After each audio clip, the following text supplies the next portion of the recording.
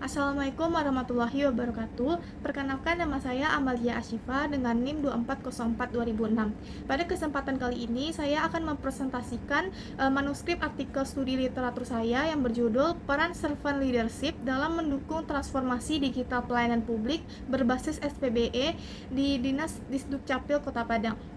Pertama-tama, saya akan menjelaskan terlebih dahulu latar belakang. Yang pertama, digitalisasi pemerintahan. Kemajuan TIK mendorong transformasi layanan publik dari manual ke digital. Masyarakat menuntut layanan yang cepat, mudah, dan transparan sehingga lembaga pemerintah Indonesia wajib beradaptasi secara menyeluruh pada SDM dan budaya kerja. Lalu, Perpres nomor 95 tahun 2018 tentang SPBE menjadi landasan digitalisasi pemerintahan. Disdukcapil Kota Padang meluncurkan Sirancak sejak tahun 2020 meraih top 99 inovasi pelayanan publik dari Kemen Pan RB, namun tantangan SDM, infrastruktur, dan literasi digital masih ditemukan. Dan kesenjangan penelitiannya, mayoritas kajian berfokus pada aspek teknis implementasi dan kepuasan masyarakat. Belum banyak penelitian yang mengaitkan gaya kepemimpinan, khususnya servant leadership, dengan keberhasilan transformasi digital SPBE ini di Disdukcapil Kota Padang secara eksplisit. Lanjut kita ke rumusan masalah dan tujuan. Pertanyaannya, bagaimana peran servant leadership dalam mendukung pelaksanaan dan keberlanjutan transformasi layanan digital berbasis SPBE di Dinas Kependudukan dan Pencatatan Sipil Kota Padang? Lalu ada pula tujuan menulis artikel ini. Yang pertama, menganalisis hubungan konseptual antara servant leadership dan keberhasilan transformasi digital pelayanan publik berbasis SPBE di Disdukcapil Kota Padang.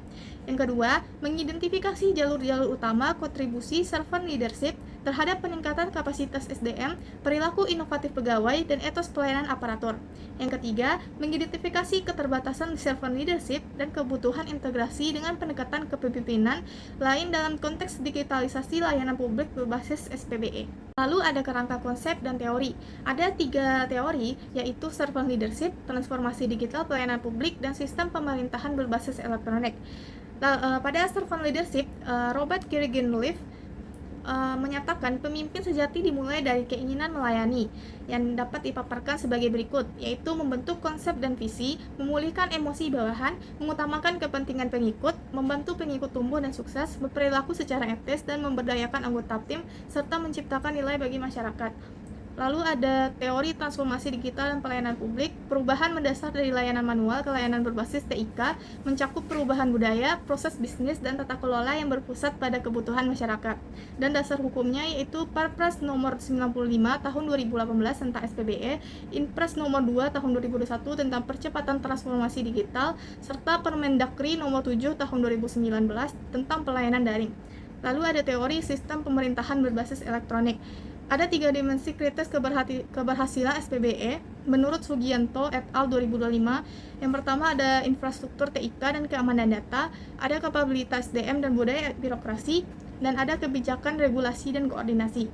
9 faktor kunci SPBE tersebut memaparkan ada keamanan, budaya organisasi, pelatihan, visi, perencanaan strategis, dukungan pimpinan, infrastruktur, keuangan, dan kolaborasi. Lalu ada metode penelitian, pendekatan, dan sumber data menggunakan metode studi literatur deskriptif kualitatif, yaitu mengumpulkan, membaca, dan mencatat dan mengolah sumber tertulis yang relevan dan bersumber pada Google Scholar, DOAC, dan repositori perguruan tinggi terbuka, dan menggunakan jumlah literatur 5 penelitian yang relevan memenuhi seluruh kriteria seleksi dengan pendekatan yang beragam.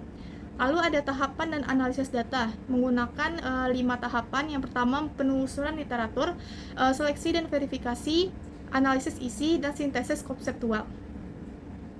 Berikutnya hasil dan pembahasan. Berikut ada 5 temuan penelitian terdahulu yang terdiri dari judul peran servant leadership terhadap perilaku kerja inovatif ASN Disdukcapil, ada digitalisasi pelayanan administrasi kependudukan di Disdukcapil Kota Padang, transformasi public service delivery di Disdukcapil Kota Padang, digital transformation case of Disdukcapil Padang City, dan kepuasan masyarakat di Disdukcapil Kota Padang. Lalu dari 5 penelitian terdahulu menghasilkan pembahasan berikut.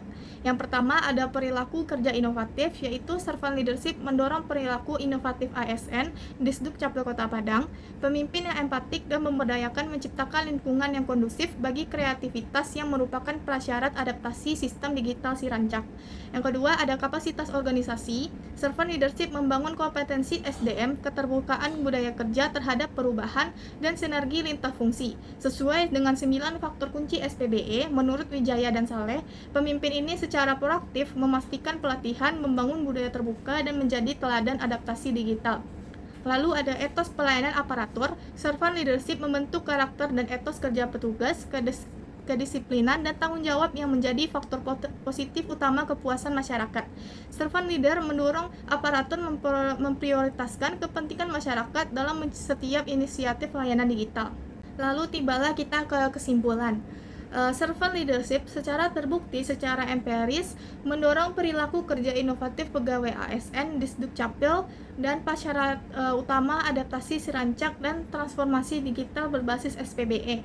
Kepemimpinan berorientasi melayani kontribusi pada kompetensi SDM, budaya kerja terbuka terhadap perubahan, dan sinergi lintas fungsi, sehingga sistem SPBE dapat beroperasi secara optimal di tingkat instansi. Servant leadership membentuk karakter aparatur yang berdisiplin dan bertanggung jawab. Faktor paling positif menurut pengguna pelayanan yang langsung mempengaruhi kualitas pelayanan atau pengalaman masyarakat pada layanan digital. Sekian presentasi saya mengenai artikel studi literatur ini. Mohon maaf jika ada kesalahan kata. Saya ucapkan terima kasih.